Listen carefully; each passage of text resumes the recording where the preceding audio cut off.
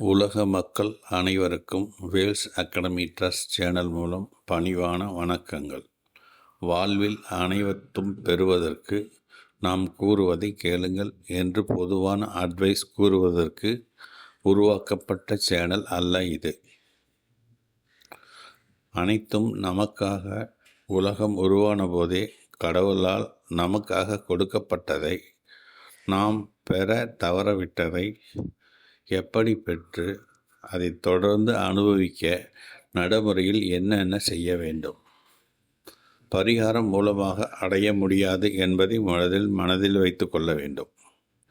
மேலும் நாம் நம்மை உருவாக்கிய கடவுளிடம் எப்படி உறவாடி அவரின் கருணையால் பெற, அதுவும் நம்மால் மட்டும்தான் முடியும் என்பதை மிகவும் எளிமையாகவும் உறுதியாகவும் சுயநலம் இல்லாமலும் மேலும் உண்மையாகவும் கேட்டு நடைமுறையில் பயன்படுத்தினால் மட்டும் போதும், வாழ்க்கை இனிமையாக மாறும். டாக்டர் விஜய நம்பியார் அவர்களின் 23 வருட அனுபவத்தில் அவர்கள் கூறிய நடைமுறையை, உண்மைகளை நான் கேட்டு அனுபவித்ததை உலக மக்களுக்கும் கேட்டு நடைமுறையில் பயன்படுத்தி பயனடையுங்கள். கடவுளுக்கு நன்றி, நன்றி, நன்றி. குட் மார்னிங், காலை வணக்கம். வேல்ஸ் அகாடமியில் உங்கள் எல்லாரையும் வரவேற்கிறேன். நேற்று மிகவும் நல்லபடியாக நம்ம மைண்ட் ரினிவல் மீட்டிங் நடந்தது. நிறைய தலைவர்கள் ஓப்பனாக வந்து பேசணும், நிறைய விஷயங்களை பற்றி பேசணும்.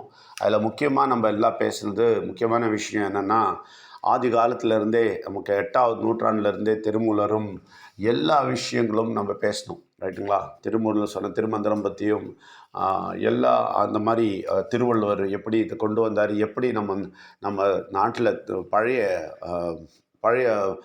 10,000 வருஷத்துக்கு முன்னாடி முதல் சங்கம் என்ன பண்ணிச்சு, 2ஆம் சங்கம் என்ன பண்ணிச்சு, நம்ம 3வது சங்கம் என்ன பண்ணிச்சு, 3வது தமிழ் சங்கத்திலிருந்து தான் எல்லாமே வெளியே வந்தது, எல்லா உண்மைகளும் வெளியே வந்தது. அங்கே தான் எல்லா உண்மைகளும் இருந்தது. ஆனால் நம்ம என்ன பண்ணிட்டோம், அதுக்கெல்லாம் வந்து மூட நம்பிக்கையை கொண்டு வந்துட்டு, அதுக்கு சில சடங்குகளை கொண்டு வந்துட்டு நம்ம என்ன பண்ணிட்டோம், மோசமான நிலைமையில் அதை கொண்டு போய் கெட்ட சக்திக்கிட்ட முழுசாக மாட்டிக்கிட்டோன்றதெல்லாம் ரொம்ப தெளிவாக நேற்று பேசணும். அதனால் வந்து ரொம்ப தெளிவாக இருந்துங்க. இதுதான் தமிழர் மரபு அப்படின்னு சொல்கிறது. இதுதான் தமிழர் மரபுன்னு சொல்லிட்டு நம்ம பாட்டு கண்டதெல்லாம் செஞ்சிட்ருக்கூடாது. தமிழர் மரபு தெரிஞ்சிட்டா என்னன்றது நம்ம கிளியராக தெரியணும். அப்போது நம்ம இந்த பழைய சங்கங்கள், பழைய தமிழ் சங்கங்கள், தமிழ் சங்கம், முதல் சங்கம், இடைச்சங்கம், கடை சங்கம் சொன்னது தான் நம்ம செய்கிறோம். அதுதான் இந்தியா முழுவதும் அப்ளை ஆகுதுன்னு தெரிஞ்சுங்க, இந்தியா முழுவதும்.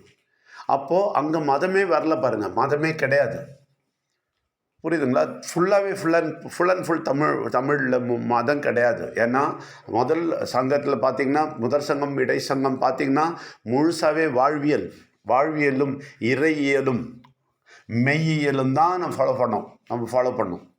அதை தான் நம்ம கொண்டு வந்துட்டு என்ன பண்ணிட்டோம், இங்கே வந்து நிறைய வேஷங்களை கொடுத்து நிறைய படங்களெல்லாம் கொண்டு வந்து இந்த ஆரியர்கள் அங்கேருந்து வந்து யூதர்கள் எல்லாம் வந்து சேர்ந்து அதை நாசம் பண்ணி, தமிழ் இலக்கியத்தையே நாசம் பண்ணி, தமிழ் விஷயங்களையும் நாசம் பண்ணி, எது தொன்று இருந்ததோ அதை நாசம் பண்ணி இவர்கள் சரியான ஒரு மூட நம்பிக்கையை கொண்டு வந்துட்டார்கள்.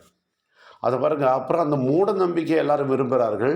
நம்ம சொல்கிற தமிழ் இலக்கியத்தை பற்றி பேஸ் பண்ணி நம்ம சொல்கிற உண்மைகளை விரும்ப மாட்டேங்கிறார்கள். இதிலேருந்தே தெரியுது கெட்ட சக்தி எவ்வளோ தூரம் தமிழ்நாட்டை ஆட்டி படைக்குது என்பதை ரொம்ப தெளிவாக தெரிந்து கொள்ள வேண்டும்.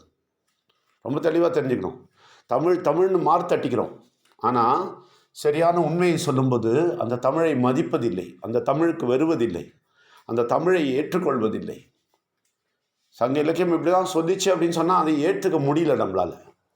10,000 வருஷம் முன்பே நம்ம சூரியன் சந்திரன் எல்லாம் கண்டுபிடிச்சி, சூரியன் எவ்வளோ தூரம் சுற்றுது, என்னெல்லாம் செய்து எல்லாமே சொல்லி கொடுத்து, எல்லா கிரகங்களையும் சொல்லி, எல்லாத்தையும் ராசின்னு சொல்லி, எல்லா நட்சத்திரங்களுக்கும் ஒவ்வொரு நட்சத்திரக்கும் பேர் வச்சு அதையெல்லாம் கிளியராக புரிஞ்சு செஞ்சு கொடுத்தது தமிழ்நாடு. அதை அடுத்து ஜாதகமாக யூஸ் பண்ணி நார்த் வரைக்கும் எல்லாரும் எல்லா பாஷையிலும் சம்ஸ்கிருதத்தெலாம் கொண்டு வந்து சரியான மந்திரமாக்குறது கெட்ட சக்தி. இது சொன்னால் கெட்ட சக்தி சொன்னால் கோவம் வருது. கெட்ட சக்தி வேணும் எல்லாருக்கும். கெட்ட சக்தியோட அந்த மூட நம்பிக்கை வேணும், கெட்ட சக்தியோட பொறாமை வேணும், கெட்ட சக்தியோட வெறுப்பு வேணும், கெட்ட சக்தியோட வைராக்கியம் வேணும், கெட்ட சக்தியோட பண ஆசை வேணும், கெட்ட சக்தியோட அந்த பணத்தை ஆசையில் பெரிய பேர் வேணும், இதெல்லாமே வேலை செய்யும்.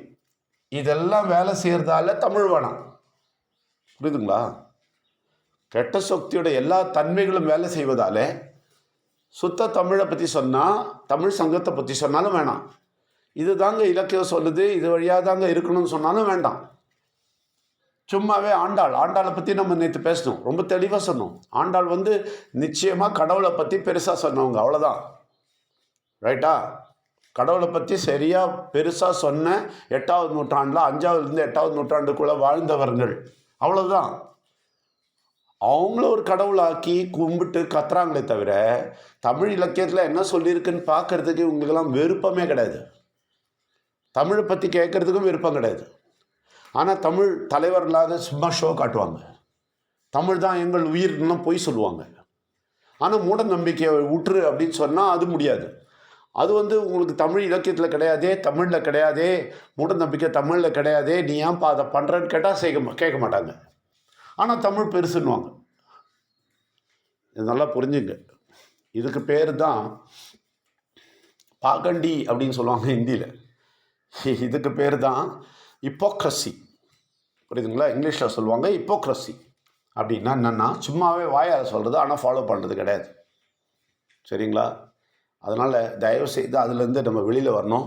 உண்மையான கடவுளை தேட வேண்டும். நிச்சயமாக மைண்ட் ரினியூவலில் கண்டினியூஸாக கேளுங்க. இன்றைக்கி ராத்திரி 9 மணிலேருந்து 9:30 வரைக்கும் தமிழ் நிச்சயமாக கேளுங்க. 20 வருஷம் எக்ஸ்பீரியன்ஸில் 22 வருஷம் எக்ஸ்பீரியன்ஸ்லேருந்து 20 வருஷம் ரிசர்ச் வருது. நிச்சயமாக பெரிய விஷயங்களை சொல்கிறோம்.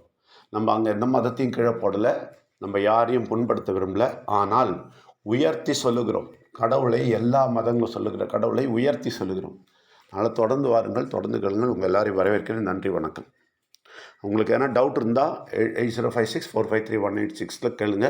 நிச்சயமாக பதில் சொல்லுவோம். நன்றி, வணக்கம். டாக்டர் விஜய நம்பியார் அவர்கள் கூறிய உண்மைகளை கேட்டதற்கு நன்றி.